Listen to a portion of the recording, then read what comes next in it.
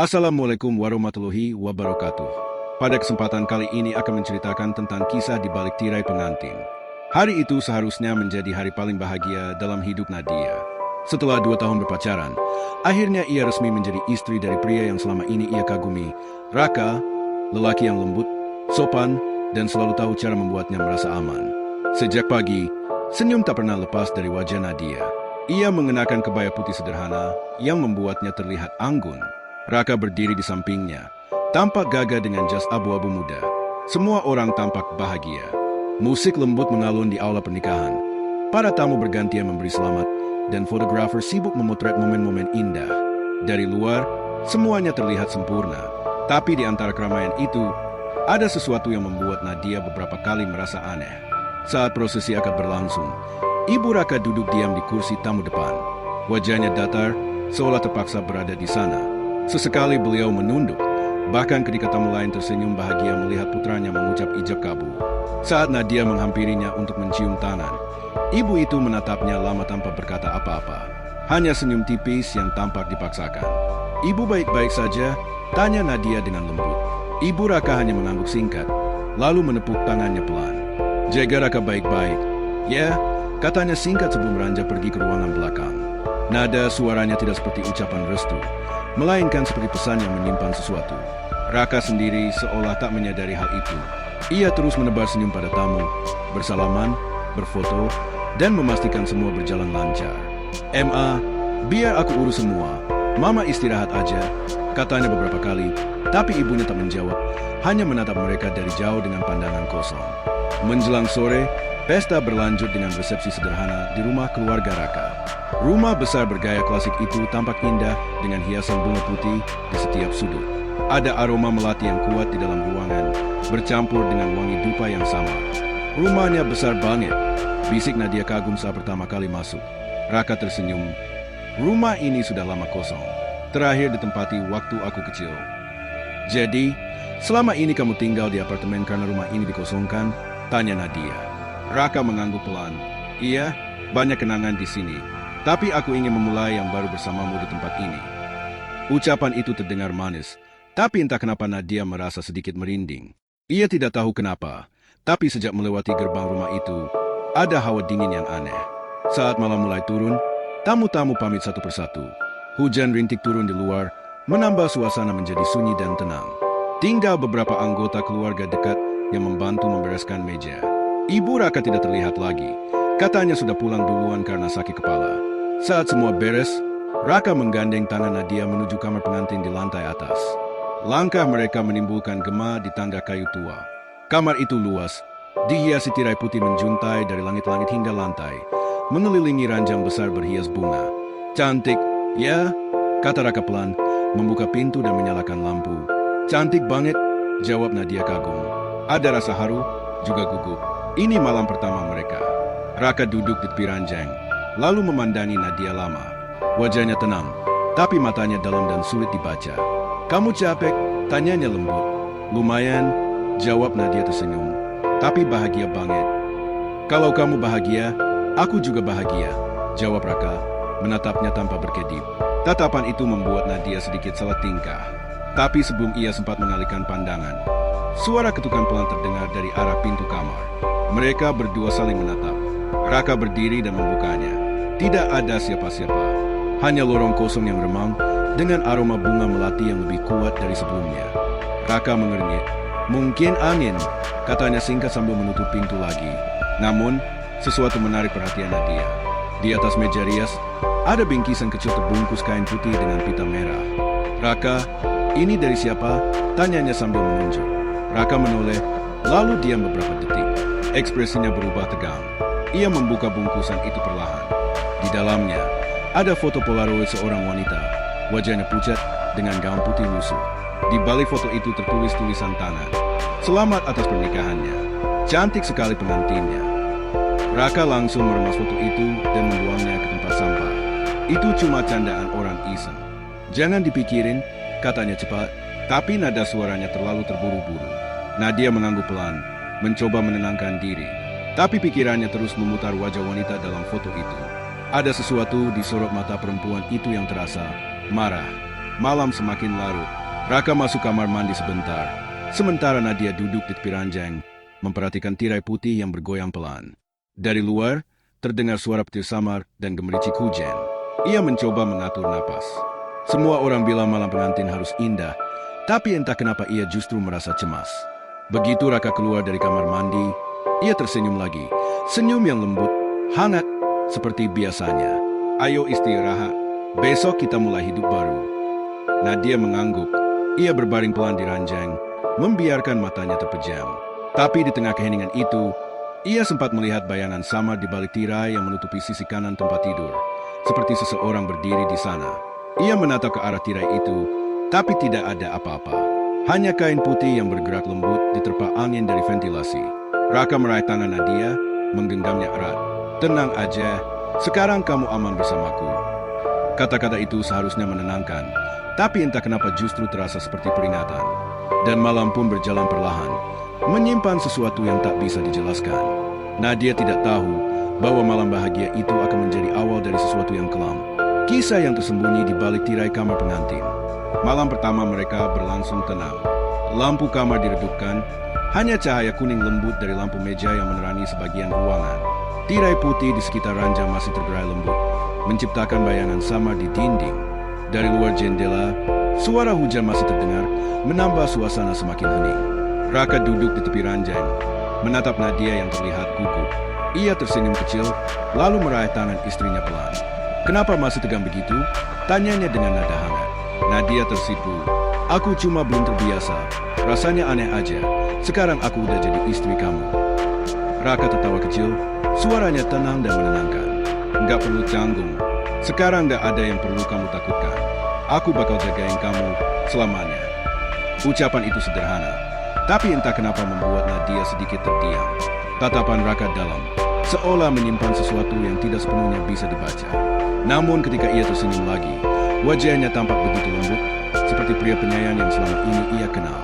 Mereka berbicara lama, bukan tentang hal besar, hanya obrolan ringan, makanan favorit, tempat bulan madu yang ingin mereka kunjungi, rencana kecil setelah pernikahan. Nadia merasa perlahan mulai nyaman. Ia bahkan sempat tertawa saat Raka bercanda soal betapa buruknya ia menari di pesta siang tadi. Namun di sela percakapan, saat Nadia hendak menuangkan air minum, pandangannya tertuju pada tangan Raka.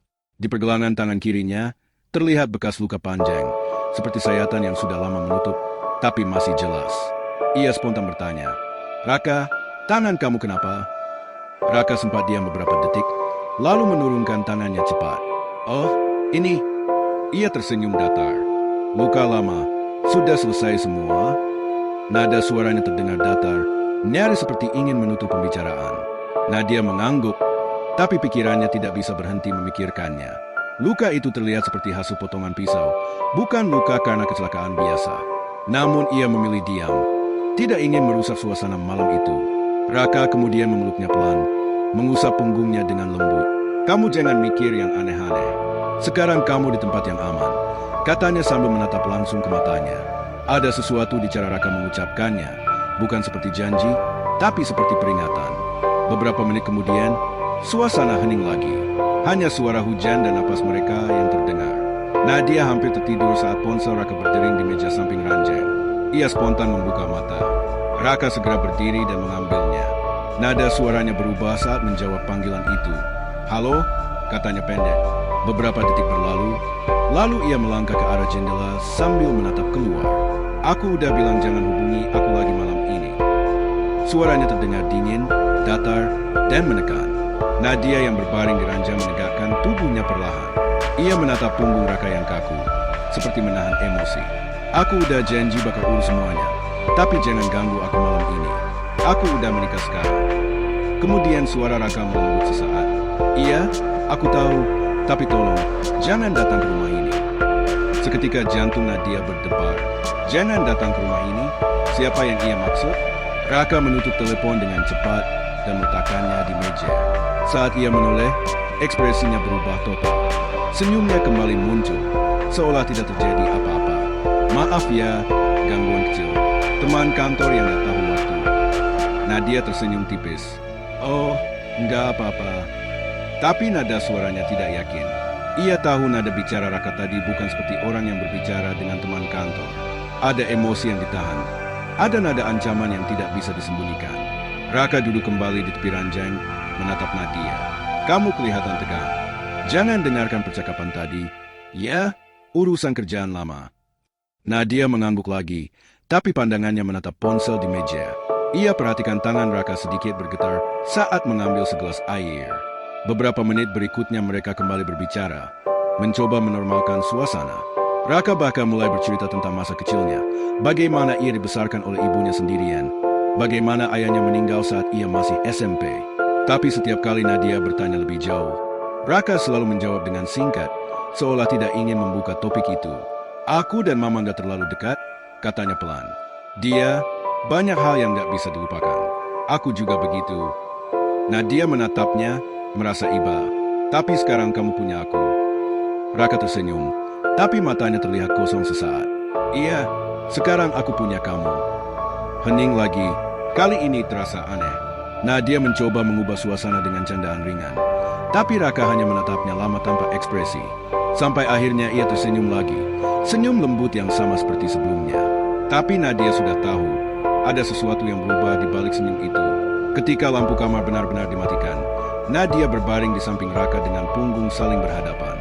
Ia mendengar napas Raka yang dalam, teratur, seperti sudah tertidur. Tapi kemudian, di tengah keheningan, ia mendengar Raka berbisik pelan. Terlalu pelan, tapi cukup untuk membuat darahnya berdesir. Mira, akhirnya kamu kembali. Nadia menahan napas. Ia tidak berani menoleh. Siapa Mira? Nama itu tidak pernah disebut sebelumnya. Ia tetap diam, pura-pura tidur, sementara Raka menghela napas panjang dan bergumam sesuatu yang tidak jelas. Setelah beberapa menit, suara Raka berhenti. Tapi Nadia tidak bisa memejamkan mata lagi. Kata-kata itu terus bergema di kepalanya. Malam semakin larut, hujan semakin deras. Tirai putih di sisi ranjang bergerak perlahan karena angin dari ventilasi. Nadia menatapnya dalam gelap. Ia mulai merasa bahwa di balik lembutan Raka, ada sesuatu yang belum ia kenal. Sesuatu yang bisa muncul kapan saja, dan mungkin tidak akan bisa ia kendalikan. Dan di saat pikirannya mulai kacau, ponsel Raka bergetar sekali lagi di meja. Layar menyala, menampilkan satu nama yang membuat Nadia membeku. Mira, jam menunjukkan pukul 2:15 dini hari ketika Nadia terbangun. Awalnya ia mengira suara yang membangunkannya hanyalah ranting pohon yang tertiup angin. Tapi setelah beberapa detik, ia sadar itu bukan suara dari luar. Suara itu berasal dari lantai bawah. Langkah kaki yang pelan tapi teratur, seperti seseorang sedang berjalan mondar-mandir di ruang tamu. Ia menatap ke arah Raka yang berbaring di sampingnya. Suaminya tampak tidur nyenyak, napasnya teratur, matanya terpejam rapat. Jadi, kalau bukan Raka, siapa yang ada di bawah? Nadia berusaha menenangkan diri. Mungkin itu pembantu rumah tangga yang lupa membereskan sesuatu, pikirnya. Tapi ia segera ingat, malam itu tidak ada satupun pembantu yang tinggal di rumah. Semua sudah dipulangkan sejak sore karena Raka ingin malam pernikahan mereka benar-benar privat. Rumah itu seharusnya kosong, hanya mereka berdua. Perasaan tidak enak menjalari dadanya. Ia menyingkap selimut perlahan, berusaha tidak menimbulkan suara. Lantai kayu di bawah kakinya terasa dingin. Suara langkah di bawah masih terdengar.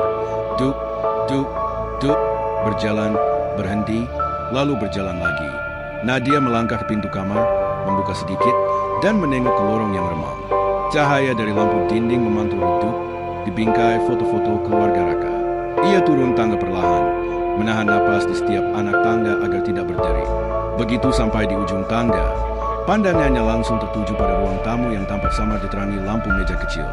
Di sana, Raka sedang berdiri membelakangi tangga, mengenakan piyama yang sama dengan yang ia pakai tadi saat tidur. Nadia menatap bingung. Kapan dia bangun? Ia yakin Raka masih ada di tempat tidur beberapa menit lalu. Raka berdiri tegak di depan meja kecil yang di atasnya terdapat sebuah foto wanita dalam bingkai perak. Tangannya menggenggam foto itu erat, wajahnya menegang. Dari tempatnya berdiri, Nadia bisa melihat mulut Raka bergerak, seperti sedang berbicara. Tapi tidak ada suara keras yang keluar, hanya gumaman pelan yang tidak jelas. Ia mendekat sedikit, menahan napas. Kenapa kamu pergi waktu itu? Suara Raka terdengar lirih, tapi nadanya dingin. Aku udah bilang aku bakal nyusul kamu, tapi kamu malah ninggalin aku begitu aja. Nadia membeku. Ia berdiri di balik dinding, tak berani menunjukkan diri. Aku udah janji, kan? Lanjut Raka lagi. Sekarang aku udah nemuin dia. Dia mirip kamu. Tapi kamu jangan takut. Aku nggak akan biarkan siapapun pisahkan kita lagi. Aku janji. Suara Raka bergetar di akhir kalimat. Ia menatap foto itu dalam-dalam, lalu meletakkannya di meja dan memukul permukaannya keras-keras. Bra, Nadia tersentak, menutup mulut agar tidak berteriak. Raka menunduk lama, lalu mengusap wajahnya dengan kedua tangan. Dalam cahaya lampu yang redup, ekspresinya tampak aneh, campuran antara sedih dan marah. Ia menatap foto itu lagi dan berbisik, "Kau nggak akan bisa pisahkan aku dari dia lagi." Setelah itu, ia tertawa pelan. Tawa yang pelan tapi menakutkan, seperti tawa orang yang kehilangan kendali. Nadia menahan napas, tubuhnya kaku. Dalam kepalanya berputar satu nama, Mira, nama yang disebut Raka dalam tidur malam sebelumnya. Apakah foto itu wanita yang sama? Pelan-pelan, ia mundur beberapa langkah, tapi lantai kayu di bawah kakinya berderit. Raka langsung menoleh cepat ke arah tangga. Matanya tajam, seolah mendengar sesuatu. "Siapa di situ?" Suaranya berat, memecah kesunyian. Nadia menahan diri untuk tidak bergerak. Jantungnya berdebar kencang. Keringat dingin mulai mengalir di pelipis.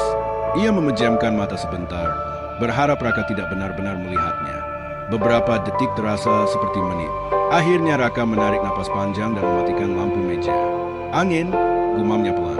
Ia berjalan pelan ke arah dapur, lalu kembali naik ke tangga. Begitu langkahnya terdengar mendekat, Nadia segera berbalik dan berlari kecil ke kamar, menutup pintu perlahan tapi tergesa. Ia sempat melihat bayangan Raka di ujung lorong sebelum menutup pintu sepenuhnya. Ia segera berbaring dan berpura-pura tidur. Saat pintu kamar terbuka, Raka masuk dengan langkah tenang. Ia menatap wajah Nadia sebentar, lalu berbaring di sisi ranjang, memeluknya dari belakang. "Kenapa kamu dingin banget, sayang?"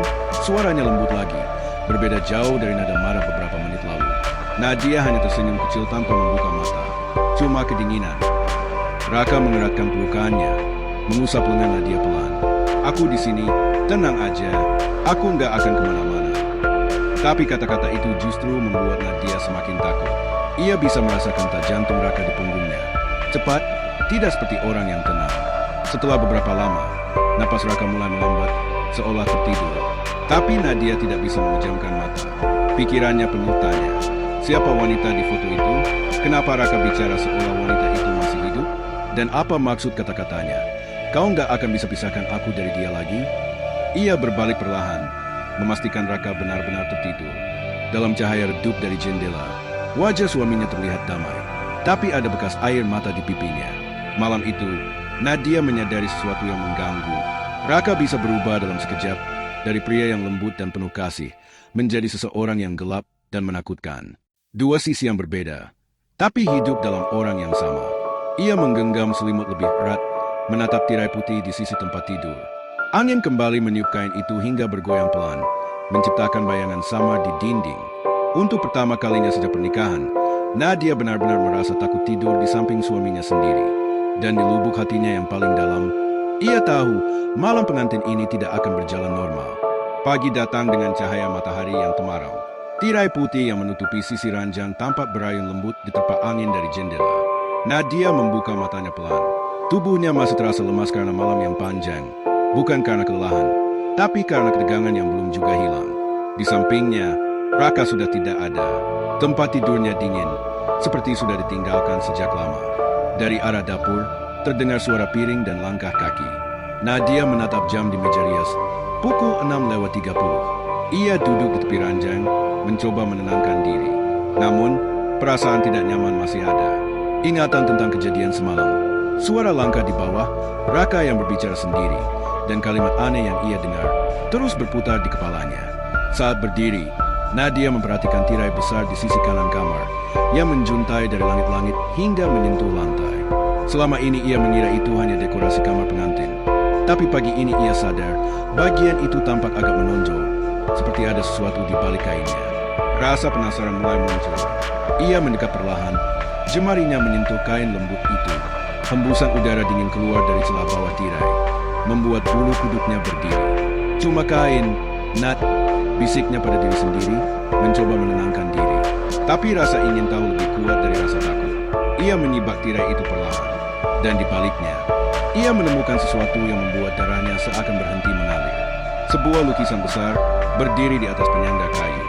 Lukisan itu menggambarkan seorang wanita muda dengan rambut hitam panjang, mengenakan gaun putih. Wajah wanita itu pucat, matanya merah seperti habis menangis, dan ekspresinya penuh kesedihan.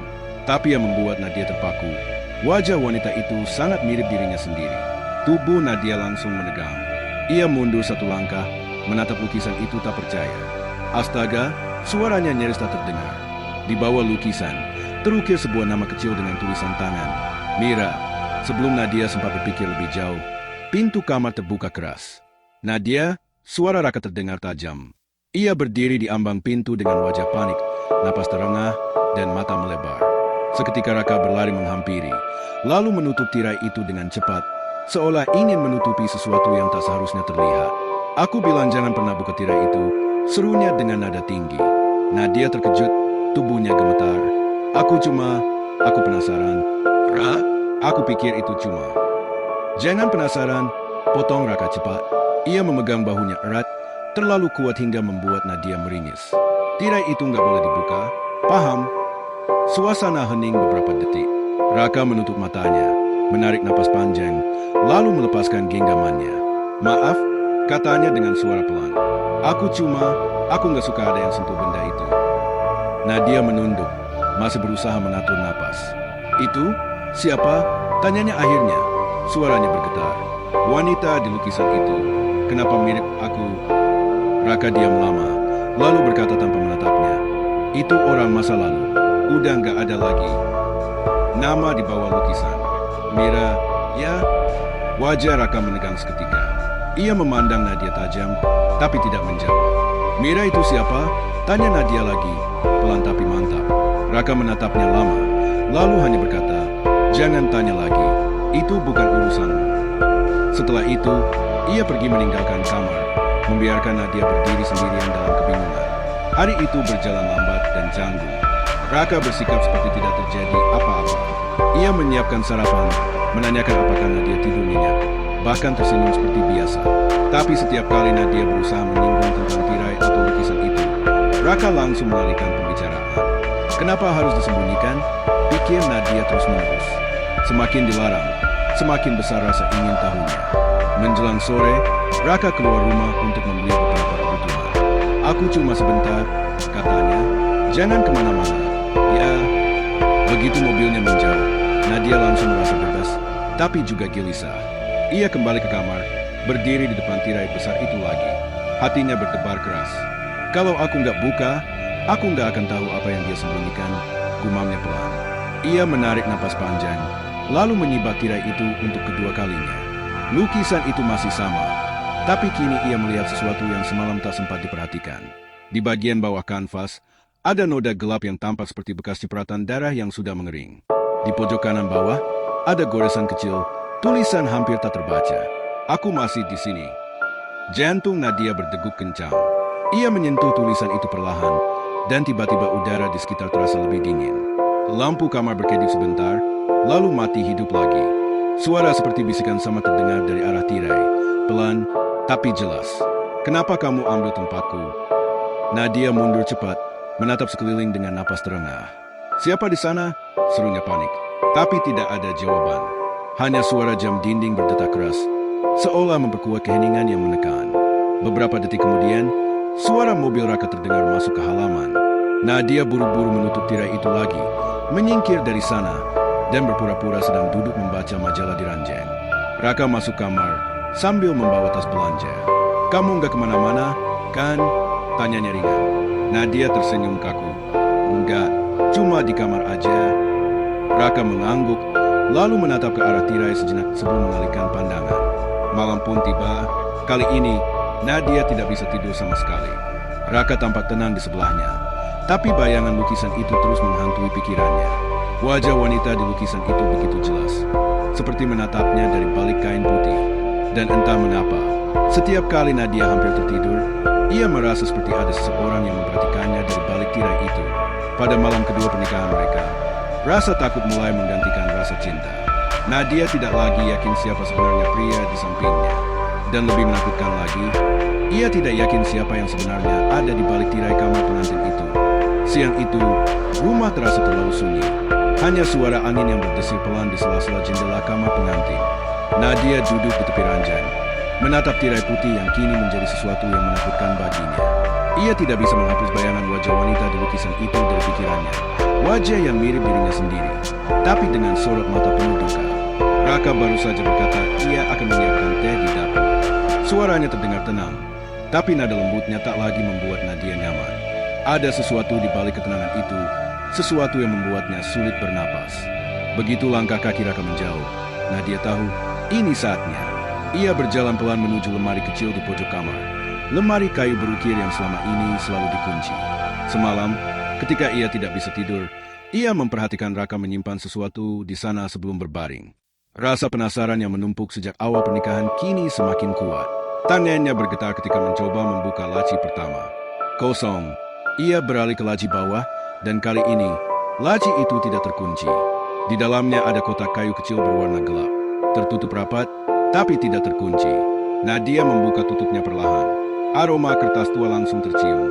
Di dalamnya tersusun rapi beberapa surat yang terlipat dengan hati-hati. Sebagian sudah menguning di tepinya.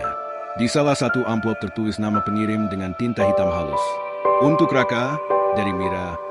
Nama itu langsung membuat Nadia terpaku. Mira, nama yang sama seperti di bawah lukisan itu. Ia menarik napas dalam-dalam, lalu membuka surat pertama. Tulisan tangan di atas kertas itu lembut dan rapi.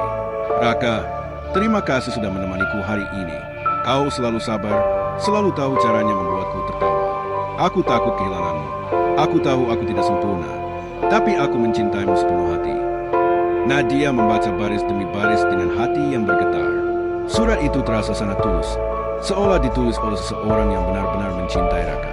Tapi mengapa Raka tidak pernah menyebut nama ini? Mengapa ia menyembunyikannya begitu rapat? Ia membuka surat kedua. Aku masih sakit, Ra. Kadang aku merasa tubuhku menyerah. Tapi setiap kali melihatmu, aku jadi kuat lagi. Janjimu untuk menikahiku musim depan masih kupegang. Meski kadang aku takut kau berubah pikiran. Nadia menelan ludah. Dadanya terasa sesak. Jadi, Mira bukan hanya masa lalu biasa. Dia adalah tunangannya. Lalu, kemana Mira sekarang? Ia melanjutkan membaca surat ketiga, lalu keempat. Nada tulisannya mulai berubah. Dari penuh cinta menjadi semakin suram. Raka, kenapa akhir-akhir ini kau dingin? Aku lihat matamu sering kosong. Kadang aku merasa seperti berbicara dengan orang lain. Kau bilang aku cuma berhalusinasi, tapi aku tahu ada sesuatu yang berubah dalam dirimu. Jantung Nadia berdegup makin cepat. Surat kelima bahkan lebih mengerikan. Malam itu aku melihatmu di luar rumah. Kau bicara dengan seseorang di taman. Tapi saat aku keluar, tidak ada siapapun di sana. Kau bilang aku berhayal, tapi aku tahu kau bukan Raka yang sama lagi. Nadia menutup surat itu dengan tangan gemetar. Ia tidak tahu apa yang lebih menakutkan, isi suratnya, atau kenyataan bahwa Raka yang sekarang tidur di sampingnya mungkin bukan orang yang sama seperti dulu.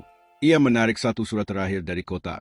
Amplopnya berbeda, kertasnya lebih tebal, tulisannya terburu-buru, dan ada noda seperti air mata yang menodai beberapa huruf. Di bagian atasnya tertulis, untuk siapapun yang menemukannya. Nadia menelan ludah, lalu mulai membaca perlahan. Jika surat ini kau baca, mungkin aku sudah tidak ada. Aku lelah takut, lelah mendengar suara-suara dari dalam rumah ini. Aku tahu Raka bukan lagi Raka.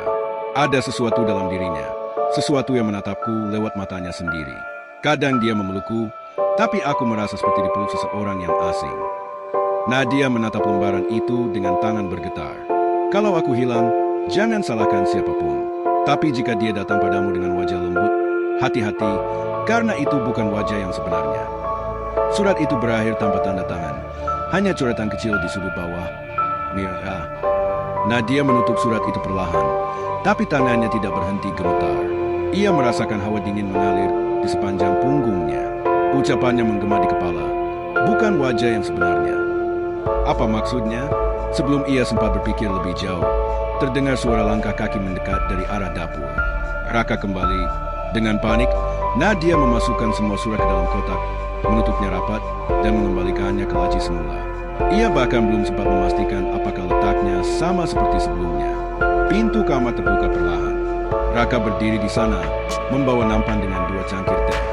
Sayang, kamu ngapain? Tanyanya dengan senyum lembut, seperti biasa. Nadia memaksakan senyum. Cuma, Bersin lemari tadi berantakan. Raka menatapnya beberapa detik, lalu tersenyum lagi. Kamu rajin banget. Nih, aku buatin teh hangat. Biar tenang sedikit. Ia meletakkan cangkir di meja.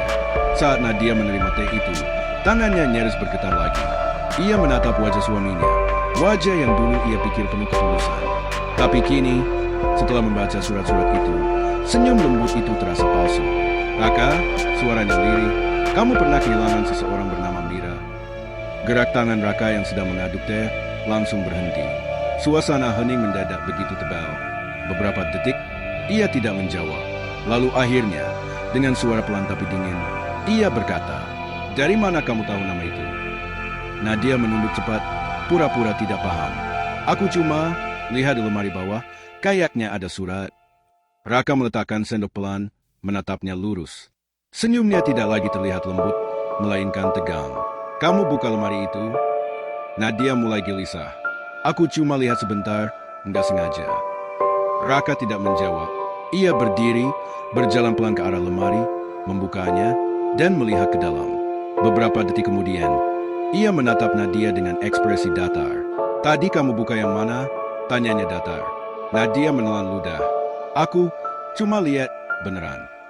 Raka menutup lemari pelan, lalu berjalan kembali. Ia tersenyum, tapi senyum itu kini terasa aneh, dingin, tanpa kehidupan.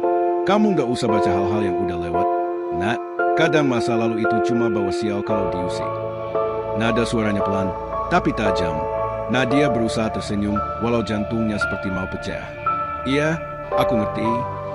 Raka menyentuh pipinya lembut, seperti biasanya, tapi sentuhan itu membuatnya menggigil. "Yang penting sekarang cuma aku dan kamu," katanya, menatap dalam. "Mira sudah nggak ada. Kamu nggak perlu takut apapun." Tapi ketika Nadia menatap mata suaminya, untuk pertama kalinya, ia melihat sesuatu yang lain di sana. Bukan kasih sayang, bukan ketenangan, melainkan bayangan seseorang lain, seolah mata itu bukan milik Raka sama sekali. Dan di dalam dirinya, Nadia mulai yakin. Malam pertama mereka mungkin hanyalah awal dari akhir yang lebih gelap. Malam itu udara terasa berat, langit di luar tampak pekat tanpa bintang, dan suara jangkrik pun seperti enggan bersuara. Di kamar pengantin yang dulu tampak indah, kini suasananya berubah menjadi menegangkan. Nadia duduk di tepi ranjang, menatap punggung Raka yang sedang berdiri di depan jendela. Ia tidak tahu apa yang sedang dipikirkan suaminya. Sejak siang tadi, Raka lebih banyak diam. Pandangannya kosong. Kadang ia tersenyum sendiri, lalu tiba-tiba terdiam seperti kehilangan arah. "Raka," panggil Nadia pelan. Pria itu menoleh, matanya sayu, tapi ada sesuatu di balik tatapan itu yang membuat Nadia tidak tenang. "Kenapa? Kamu capek, ya?" Raka tersenyum sekilas. "Enggak, aku cuma mikirin sesuatu." Ia berjalan mendekat, duduk di sebelah Nadia. Tangannya meraih jemari istrinya dengan lembut. "Kamu tahu enggak, Nat, aku dulu punya seseorang yang mirip banget sama kamu." Nadia menegang. Ia tahu siapa yang dimaksud. "Mira?" "Dia mirip banget. Senyumnya, suaranya, cara kamu bicara, semuanya." Nada suaranya datar, tapi di matanya ada bayangan emosi yang sulit dibaca. Entah rindu, entah kehilangan. "Aku tahu," jawab Nadia hati-hati. "Aku sempat lihat surat-surat itu. Ra, aku tahu kamu pernah kehilangan seseorang yang kamu sayang." Raka menatapnya lama. Senyumnya mengembang pelan, tapi anehnya senyum itu membuat Nadia merinding. "Kau tahu apa yang paling aku benci dari kehilangan?" katanya perlahan. "Apa?" "Ketika seseorang pergi, tapi wajahnya terus muncul di orang lain." Nadia tidak tahu harus menjawab apa. Ia hanya menunduk, mencoba menenangkan diri. Tapi di dalam dadanya, jantungnya berdebar cepat. Kalimat Raka terasa seperti pesan tersembunyi, seperti peringatan. Malam semakin larut. Jam menunjukkan pukul 12:15 ketika Nadia terbangun. Suara lirih membuatnya membuka mata. Suara seperti seseorang berbisik pelan di sebelah telinganya. "Mira?" Nadia menoleh spontan. Raka masih di sampingnya, tapi ia tidak tidur tenang. Bibirnya bergerak, memanggil nama itu berulang-ulang. "Mira, jangan pergi. Mira, tunggu aku." Suara itu lirih, tapi penuh rasa sakit. Nadia menatapnya lama. Ia tidak tega, tapi juga takut. "Raka," bisiknya, menyentuh bau suaminya pelan. "Raka, bangun." Raka tersentak, matanya terbuka lebar, tapi pandangannya kosong. Nafasnya terengah. Kenapa kamu bangunin aku? Suaranya pelan tapi dingin. Aku? Kamu tadi mimpi. Kamu manggil nama Mira lagi. Begitu nama itu disebut, ekspresi Raka langsung berubah. Matanya menatap tajam. Kenapa kamu sebut nama itu? Nadia mundur sedikit. Aku cuma... Jangan sebut namanya di rumah ini, bentak Raka tiba-tiba. Suaranya keras dan penuh kemarahan. Nadia terdiam.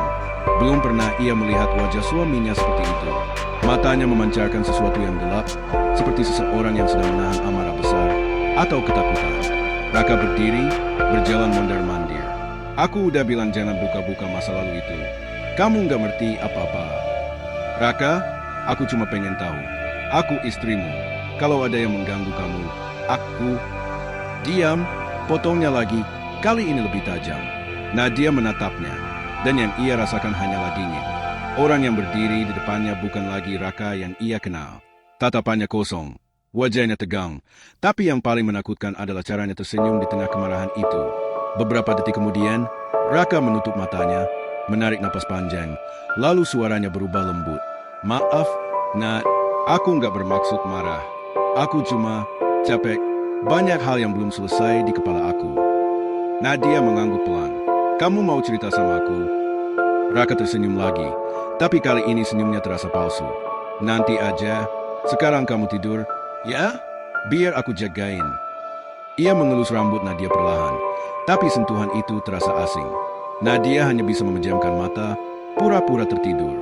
Namun di balik kelopak matanya yang tertutup, air matanya jatuh diam-diam. Beberapa jam kemudian, Nadia terbangun lagi. Raka tidak ada di tempat tidur. Lampu kamar redup, tapi dari arah jendela. Ia melihat bayangan seseorang berdiri menatap keluar. Raka, tapi kali ini ada yang berbeda. Bahunya tampak kaku, kepalanya sedikit menunduk, dan dalam bayangan pantulan kaca jendela, wajahnya tampak berubah. Bukan wajah Raka sepenuhnya. Garis rahangnya terlihat lebih tajam, matanya lebih dalam, dan ada senyum aneh di bibirnya yang tidak pernah ia lihat sebelumnya. Nadia menahan napas. Ia tidak berani bersuara. Tapi tiba-tiba Raka berbalik. Nadia, suaranya pelan, tapi dingin. Kamu belum tidur? Nadia menelan ludah. Aku, Kausan. Oh, jawab Raka, suaranya datar. Minumlah, tapi jangan lama-lama. Malam ini dingin, nanti kamu sakit. Ia berjalan pelan ke arah ranjang. Nadia memerhatikan langkahnya. Tenang, tapi tidak seperti biasanya. Ia berhenti di sisi tempat tidur, menatap wajah Nadia dari dekat. Kenapa kamu lihat aku begitu? Tanyanya. Aku, enggak apa-apa. Raka tersenyum kecil, lalu menatap leher Nadia dengan pandangan yang sulit dijelaskan, seolah sedang mempelajari sesuatu. Wajahmu mirip sekali, bisiknya pelan, hampir seperti tidak sadar. Kalau saja Mira masih hidup, mungkin dia akan seindah kamu sekarang. Nadia merinding. Raka, kamu ngapain ngomong gitu? Raka hanya tertawa kecil, tapi tawa itu terdengar aneh. Bukan tawa orang yang bahagia, melainkan seperti seseorang yang sedang menyembunyikan sesuatu di balik kesadarannya. Pagi menjelang, Raka tampak seperti biasa, menyiapkan sarapan, bersikap lembut. Tapi Nadia tahu, malam tadi bukan mimpi. Ia mulai sadar, mungkin suaminya memang menyimpan luka lama. Tapi luka itu sudah berubah menjadi sesuatu yang lebih gelap dari sekadar trauma. Saat mereka makan, Nadia memperhatikan wajah Raka diam-diam. Setiap kali Raka tersenyum, ia merasa ada dua ekspresi berbeda di wajah itu. Yang satu lembut, yang lain dingin dan kosong. Kadang muncul bergantian dalam hitungan detik. Raka, kata Nadia pelan. Kalau kamu masih belum bisa melupakan masa lalu, aku bisa ngerti. Tapi aku pengen kamu jujur sama aku. Raka berhenti makan. Ia menatap istrinya lama. Jujur tentang apa? Siapa sebenarnya Mira? Raka diam beberapa saat, lalu ia tersenyum lagi, tapi kali ini matanya tajam. Mira itu bukan siapa-siapa. Bukan siapa-siapa, nggak mungkin kamu simpan surat dan lukisannya di kamar ini, Ra. Tapi kamu salah satu hal benar, Nat. Apa? Dia memang sudah nggak ada, tapi aku masih bisa lihat dia. Nadia membeku. Maksud kamu? Raka menatapnya, kemudian mencondongkan tubuhnya perlahan. Suaranya menurun, berbisik di telinganya. Kadang, aku lihat dia di cermin. Kadang, aku lihat dia saat kamu tidur. Nadia terdiam, napasnya tercekat. Raka menepuk pipinya pelan, masih dengan senyum itu. Jangan takut, ya. Aku cuma butuh waktu. Kadang dia datang, kadang dia pergi. Tapi aku nggak bisa bedain lagi mana yang sebenarnya. Ia bangkit, berjalan keluar kamar tanpa menoleh. Begitu pintu menutup, Nadia memeluk dirinya sendiri erat-erat. Wajah Raka, tatapannya, ucapannya, semuanya kini bukan lagi milik suaminya yang lembut itu. Ada sesuatu di dalam diri Raka. Sesuatu yang mulai keluar sedikit demi sedikit. Dan Nadia baru sadar, mungkin yang tidur di sampingnya selama ini bukan hanya satu orang. Malam turun dengan keheningan yang menyesakan. Hujan tipis mulai turun, menimbulkan suara gemericik di luar jendela kamar pengantin. Lampu di ruangan hanya tinggal satu, redup seolah enggan menyinari suasana yang dingin. Nadia duduk di tepi ranjang dengan tangan saling menggenggam erat. Jantungnya berdetak cepat. Sudah 3 malam berturut-turut, ia tidak tidur nyenyak. Bayangan tentang Mira, surat-surat lama, dan wajah Raka yang berubah-ubah terus berputar di kepalanya. Sementara itu, Raka duduk di kursi dekat jendela, menatap keluar tanpa bicara. Sejak makan malam, ia hampir tak bersuara. Sorot matanya kosong, seperti seseorang yang sedang berbicara dengan pikirannya sendiri. Nadia akhirnya memberanikan diri. Raka, suaminya tidak menoleh. Raka, aku mau ngomong. Masih tidak ada respons. Nadia menelan ludah, lalu berdiri pelan. Ia mendekat ke arahnya. Aku cuma pengen tahu yang sebenarnya. Tentang Mira, tentang semua yang kamu sembunyikan. Raka baru menoleh setelah beberapa detik. Matanya tampak sayu, tapi di balik itu ada sesuatu yang rapuh. Seperti orang yang sudah lama menahan sesuatu yang berat. Kamu nggak bakal ngerti, Nat. Coba aja, jawab Nadia lembut. Aku istrimu. Aku harus tahu apa yang terjadi sama kamu. Raka tertawa pelan, tapi tawanya terdengar aneh, seperti tawa orang yang sudah kehilangan kendali. Ia menunduk, lalu tiba-tiba wajahnya berubah serius. Kamu pengen tahu, ya? Oke, tapi nanti jangan nyalahin aku. Nadia mengangguk pelan, tangannya mulai dingin. Raka berdiri, berjalan ke arah tirai putih yang menutupi dinding sebelah kanan kamar. Tirai yang sama yang menyembunyikan lukisan Mira. Ia berdiri di sana beberapa detik sebelum berbicara lagi. Dulu, kamar ini bukan kamar pengantin, katanya pelan. Kamar ini dulu kamar Mira. Disinilah kami tinggal setelah dia pindah ke rumah ini. Nadia menatapnya dalam diam. Dia nggak kuat, Nat, lanjut Raka. Dia sakit, tapi bukan sakit yang bisa disembuhin sama obat. Dia mulai dengar suara-suara, ngomong sama bayangan. Kadang dia bilang ada seseorang yang ngintipin dia dari balik tirai. Raka menatap kain putih di depannya lama, seolah sedang membayangkan masa lalu. Aku pikir waktu itu cuma halusinasi. Aku bilang dia butuh istirahat, butuh tenang. Tapi malam terakhir, Raka terdiam. Matanya mulai berkaca-kaca. Nadia bisa melihat bibirnya bergetar. Malam terakhir itu, aku bangun tengah malam. Mira duduk di sini. Raka menunjuk lantai dekat ranjang. Dia ngomong sendiri. Wajahnya pucat, matanya kosong. Waktu aku panggil, dia cuma bilang, dia di belakang tirai. Rat, dia mau ambil aku. Nadia memegang dadanya. Udara di kamar terasa semakin dingin. Aku buka tirainya waktu itu. Nggak ada siapa-siapa. Lanjut Raka. Aku peluk dia. Aku bilang semuanya baik-baik aja. Tapi dia malah ketawa. Ketawa sambil nangis. Suaranya mulai parau, nyaris pecah. Pagi-paginya, dia udah nggak ada. Gantung diri di tirai itu. Nadia terdiam membeku. Ia tidak bisa bernapas. Seluruh tubuhnya menegang. Di tirai ini, suaranya bergetar. Raka mengangguk pelan. Iya, tapi aku nggak bisa biarin dia pergi. Aku nggak sanggup. Ia mendekat ke arah Nadia perlahan.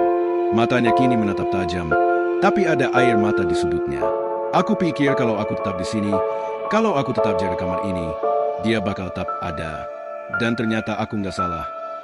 Nadia menggeleng cepat, merasa seluruh darahnya mengalir dingin. Raka, dengar aku. Kamu cuma berduka. Kamu belum bisa ikhlas. Itu bukan berarti dia masih di sini. Tapi Raka tersenyum. Senyum yang membuat Nadia gemetar. Kamu nggak ngerti, Nat. Aku lihat dia. Kadang di cermin, kadang di balik tirai itu. Dia nggak pernah pergi. Dia cuma nunggu. Raka, kamu dengar diri kamu sendiri? Itu nggak nyata. Nyata? Teriak Raka. Suaranya tiba-tiba pecah. Malam kemarin dia di sini. Kamu tidur dan dia berdiri di situ. Ia menunjuk ke sisi ranjang. Lihat kamu, aku lihat dia. Nadia mundur, tubuhnya gemetar hebat.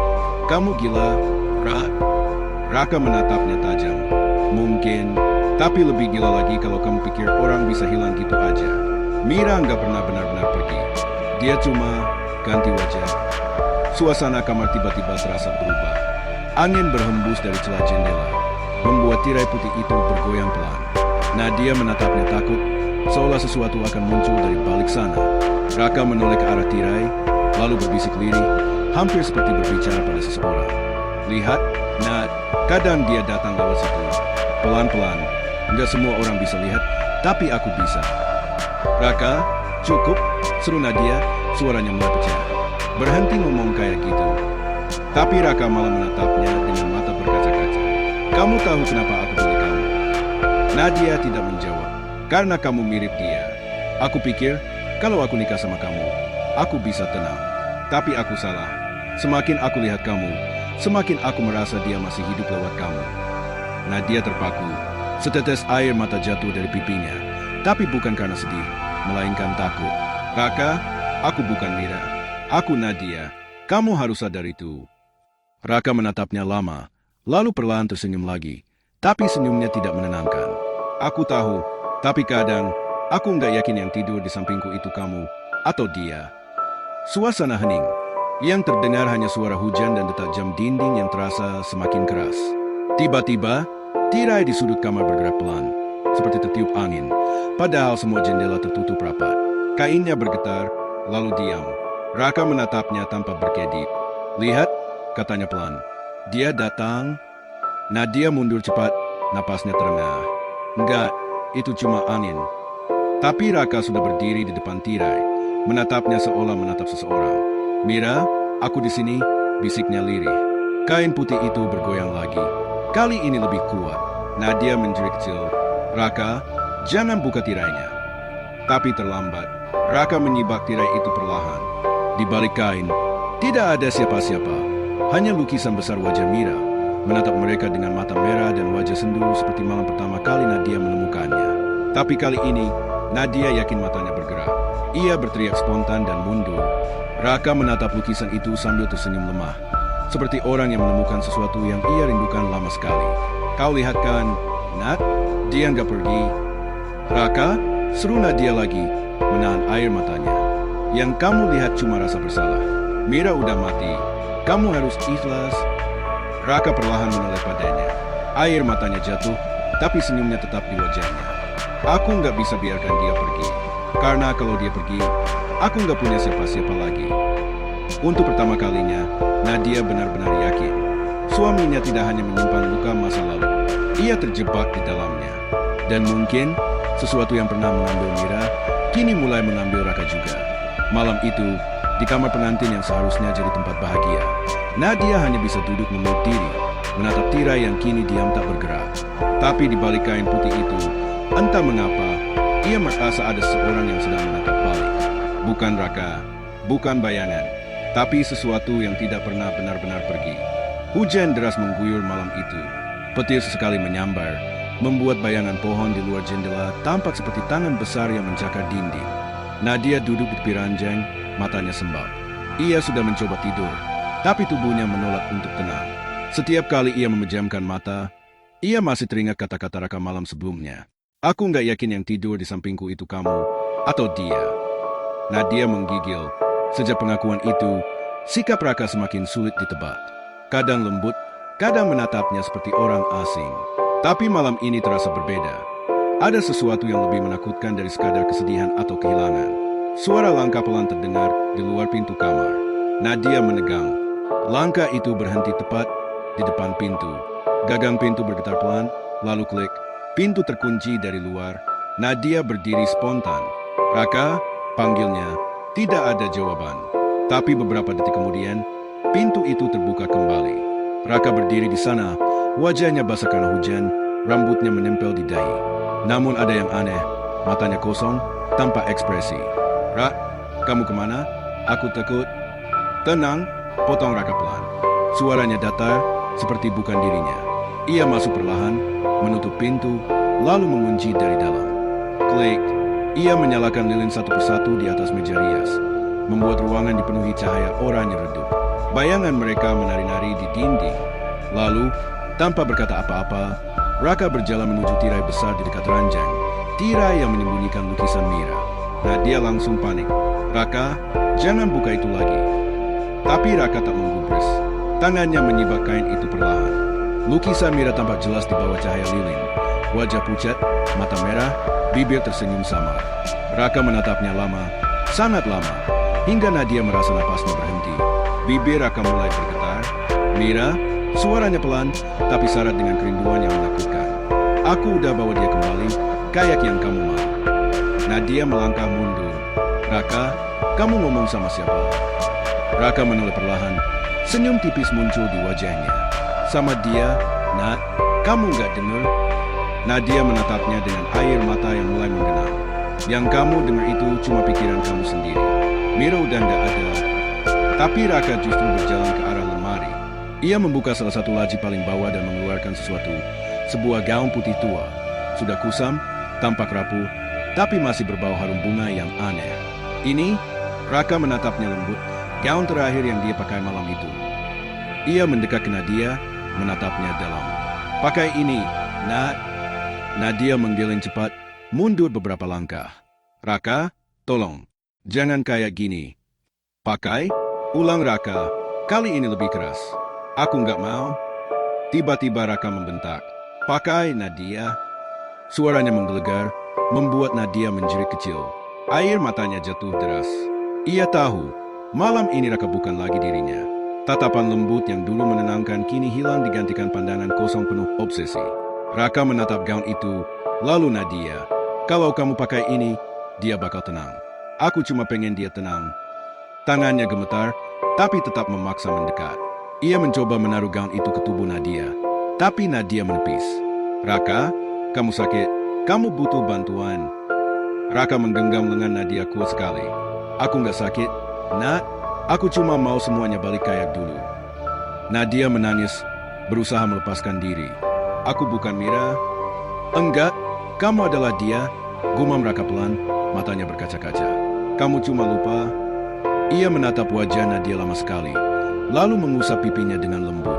Mira, kamu ingat, kan, malam terakhir kita? Nadia menepis tangannya. Aku bukan dia. Lepasin aku, Raka.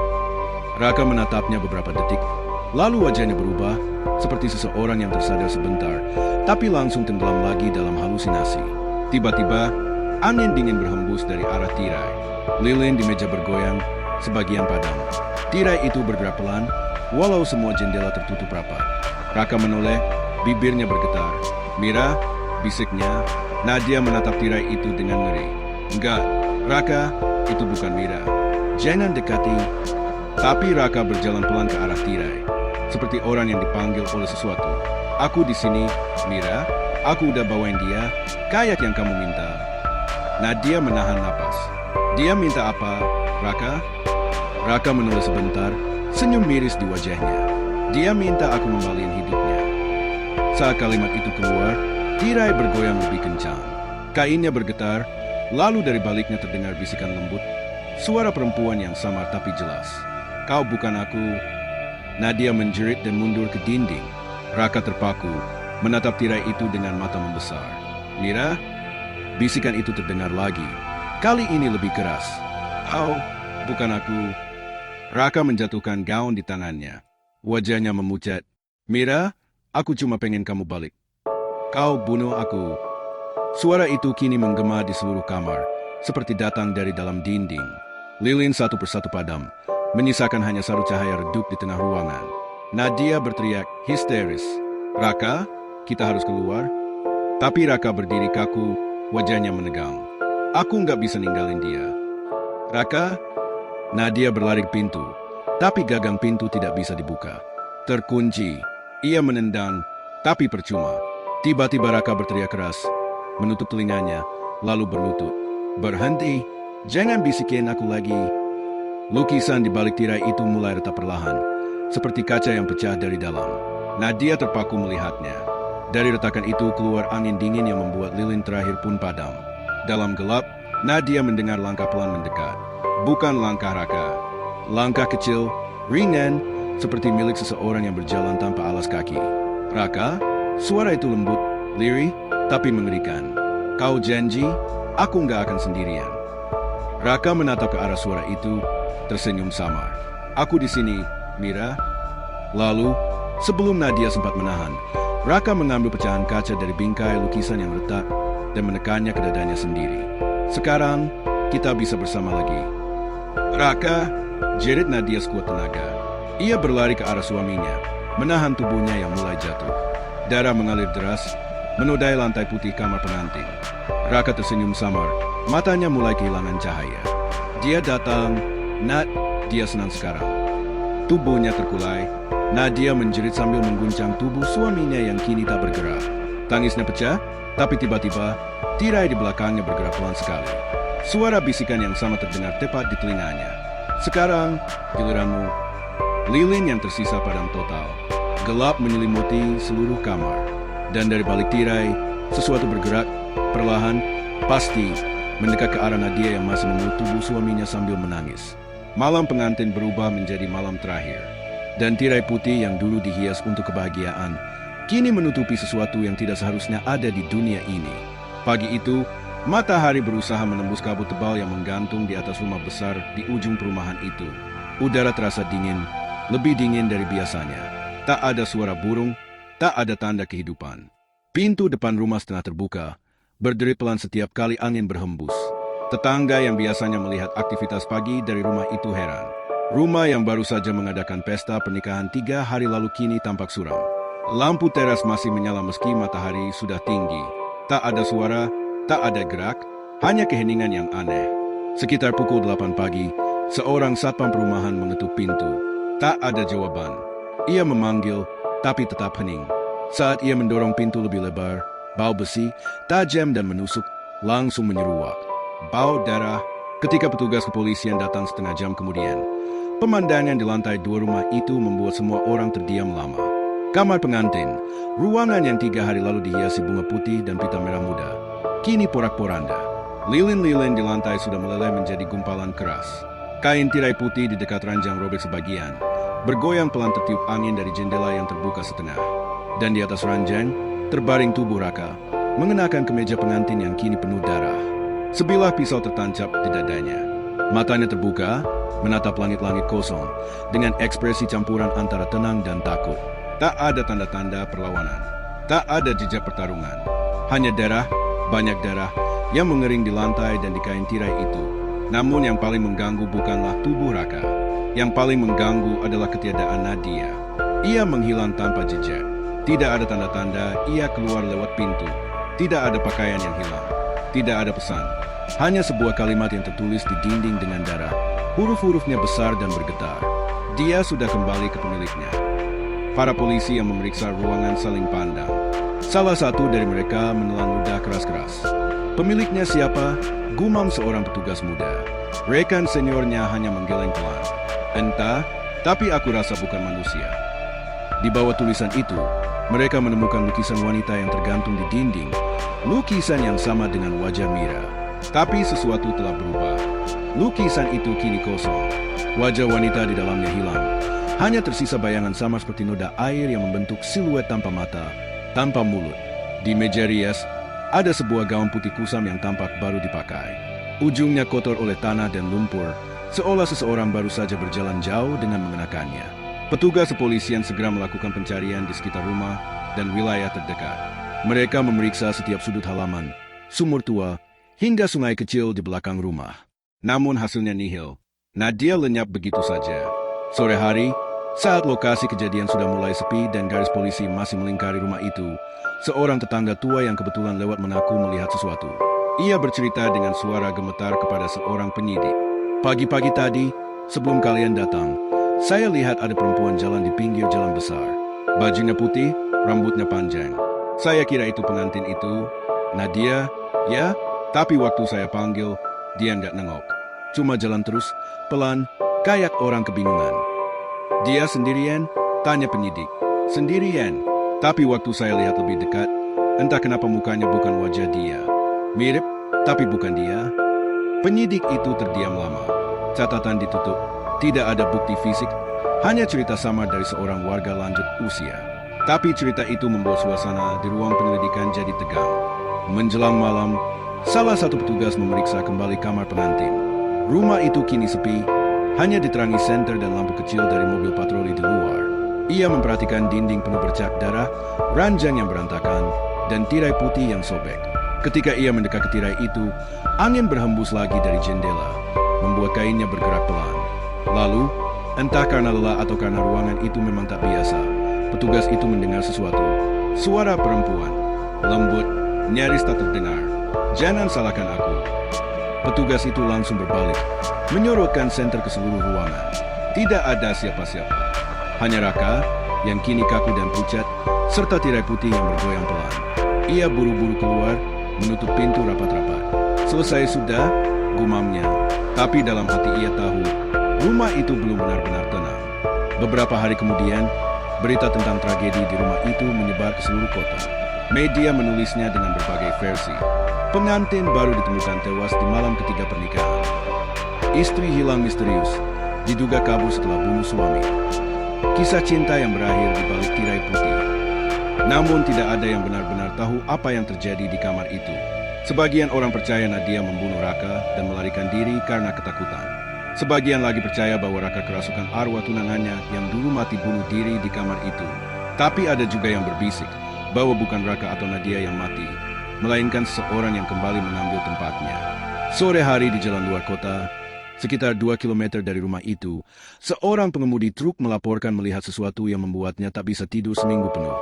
Di pinggir jalan beraspal yang sepi, ia melihat seorang wanita berjalan sendirian. Rambutnya panjang, menutupi wajahnya sebagian. Ia mengenakan gaun putih yang kotor penuh lumpur, ujungnya robek. Langkahnya pelan, tapi teratur, seperti orang yang tahu kemana akan pergi. Truk itu melambat. Pengemudi membuka kaca jendela dan memanggil, "Mbak, mau saya antar?" Wanita itu berhenti. Perlahan, ia menoleh. Wajahnya pucat, matanya kosong, tapi senyum kecil muncul di bibirnya. Dan di bawah cahaya sore yang redup, pengemudi itu melihat sesuatu di lehernya. Bekas tali merah yang melingkar samar, seperti bekas jeratan lama. Ia terpaku beberapa detik sebelum akhirnya tancap gas dan pergi sejauh mungkin dari sana. Ketika ia menengok lewat kaca spion, wanita itu masih berdiri di tempat yang sama, menatap arah truk yang menjauh, lalu berjalan lagi dengan langkah pelan, menyusuri jalanan yang sunyi. Tak ada yang tahu siapa wanita itu sebenarnya. Apakah Nadia, yang kehilangan kewarasannya setelah malam berdarah itu? Ataukah Mira, yang akhirnya mendapatkan tubuh baru untuk melanjutkan hidupnya? Yang pasti, rumah di ujung perumahan itu kini kosong. Tak ada yang berani membelinya. Setiap malam, warga sekitar bersumpah masih bisa melihat tirai putih di lantai 2 bergerak pelan, meski semua jendela tertutup rapat. Dan terkadang, dari arah rumah itu, terdengar suara perempuan berbisik pelan. "Aku sudah kembali." Lalu hening. Kisah di balik tirai pengantin berakhir di sana, bukan dengan kebahagiaan seperti pernikahan pada umumnya, melainkan dengan kehilangan, kegilaan, dan sesuatu yang tak bisa dijelaskan. Karena ada cinta yang terlalu dalam untuk dilepaskan, dan ada arwah yang terlalu kuat untuk dikubur bersama masa lalu.